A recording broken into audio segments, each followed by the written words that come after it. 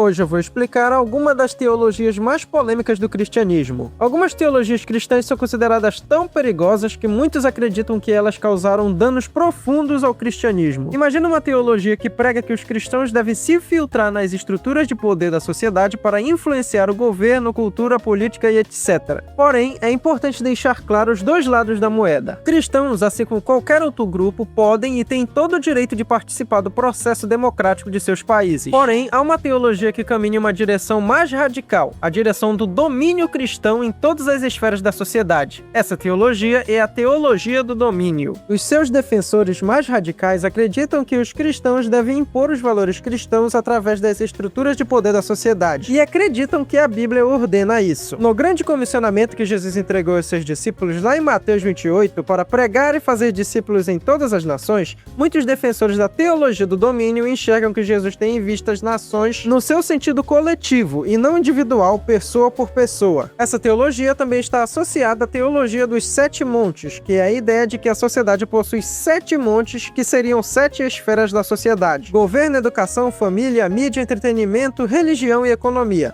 Esses montes devem ser ocupados pelos cristãos. Há também associação com a ideia conhecida como teonomia, a ideia de que as leis civis da lei de Moisés devem ser aplicadas às nações cristãs da Nova Aliança. Também há uma relação com o pós-milenismo, a ideia de que antes de Jesus voltar, haverá um tempo na Terra onde o cristianismo dominará o mundo. Todas essas ideias têm relações entre si e formam aquilo que é conhecido como teologia do domínio. Essa teologia está muito ligada a movimentos neopentecostais e carismáticos atuais. Quais são as críticas a essa teologia? Primeiro, as interpretações bíblicas bem questionáveis. Jesus nunca quis que os cristãos assumissem o poder político das nações. No grande comissionamento, em Mateus 28, é mais provável que Jesus tivesse em mente a evangelização de pessoas de todas as nações, de maneira individual. Ou seja, Jesus não mandou cristãos tomarem o Congresso Nacional dos países e criarem leis cristãs ou uma teocracia, mas mandou pregar o evangelho às pessoas. Outra crítica é a questão da imposição do cristianismo sobre as pessoas. Jesus nunca quis que fosse assim. Segundo Jesus, as pessoas deveriam aderir voluntariamente ao evangelho conforme a atuação do Espírito Santo. Além disso, ocupar as esferas de poder para impor leis cristãs à sociedade, além de estar fora daquilo que Jesus queria e daquilo que os apóstolos fizeram, também não me parece algo muito democrático. Imagine uma teologia que coloque no centro de sua mensagem o desenvolvimento pessoal e financeiro de seus adeptos. Ela prega que você deve ter uma mentalidade de sucesso e desenvolver sua melhor versão. Essa teologia existe e ela se chama teologia coaching. A teologia coaching é uma teologia bem recente comparada às outras que já vimos e veremos aqui.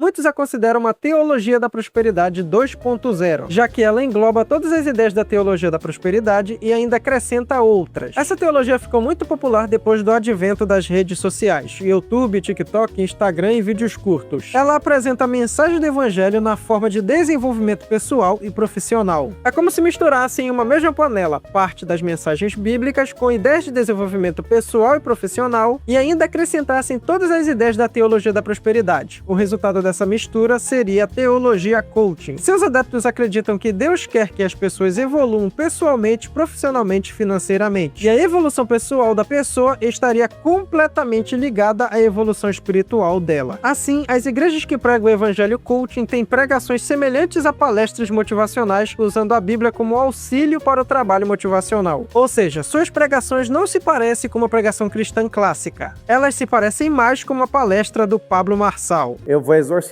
o demônio. Quais são as críticas a essa teologia? Primeiramente, o uso questionável da Bíblia. No processo de usar a Bíblia para fins de desenvolvimento pessoal e profissional, muitos textos acabam sendo interpretados de forma incorreta. Por exemplo, quando o apóstolo Paulo diz que somos mais que vencedores, a teologia coach usa esse texto para pregar que os cristãos não podem perder batalhas nem passar por lutas. Porém, ao olharmos para o contexto do verso, veremos justamente o contrário. Paulo fala que mesmo em meio às muitas tribulações que ele enfrentava, ele era mais que vencedor. Outra crítica é a mudança do foco do evangelho, de Deus para o ser humano. A mensagem cristã tradicional tem como prioridade apresentar um Deus que criou o mundo, entregou seu filho para salvar a humanidade e que um dia restaurará toda a criação corrompida pelo pecado. Já a teologia coaching tem como prioridade desenvolver o potencial das pessoas, e Deus acaba sendo apenas aquele que ajuda a desenvolver esse potencial. E é muito importante deixar claro uma coisa. coisa: desenvolvimento pessoal e profissional não é pecado. De certo modo, isso é até incentivado pelas escrituras. Porém, quando o desenvolvimento pessoal se torna o centro da vida de uma pessoa, aí sim temos um problema e um claro conflito com a mensagem bíblica. Imagine uma teologia que acredita que Deus salvará todas as pessoas que já existiram, existem e vão existir. Não importa o que essas pessoas acreditam ou fizeram durante suas vidas, o destino eterno delas ao lado de Deus já estaria garantido. Então não importa se uma pessoa cometeu os crimes mais horrendos durante a vida e nunca se arrependeu. Não importa se ela é um assassino que não liga para Deus. Não importa se ela rejeitou Jesus. Não importa se foi um ditador mais sanguinário que já passou pela terra. Não importa se foi um padre ou pastor adúltero. Não importa. Segundo essa teologia, Deus aceita tudo e todos. Essa teologia existe e se chama universalismo. É bom dividir aqui os tipos de universalismo. Eu resolvi dividir em 3 grupos. Primeiro, há universalismo como esperança, ou seja, a ideia de que não há como provar que Deus salvará a todos no final, porque não existem evidências bíblicas suficientes para bater o martelo nisso, porém a pessoa deseja ou espera que Deus possa salvar todos. Segundo, há universalismo que não nega a condenação, ou seja, Deus condenaria o pecador, mas essa condenação seria temporária e teria como objetivo restaurar a pessoa no final. E terceiro, há um universalismo que simplesmente afirma que Deus salvará a todos e que não haverá condenação alguma. Essa visão normalmente tenta reinterpretar os textos bíblicos sobre condenação ou simplesmente ignora esses textos como não inspirados por Deus, como acontece em parte da teologia liberal. Há universalistas que acreditam que até o diabo e seus anjos serão restaurados no final. Quais são os problemas dessa teologia? Primeiro, a falta de evidência bíblica, seja para uma salvação universal, seja para uma ausência de condenação. Jesus e os apóstolos são claros em apresentar condenação para aqueles que rejeitam Jesus. Segundo, a relativização da justiça de Deus. Um ser plenamente justo não pode simplesmente deixar impunes os pecados cometidos contra ele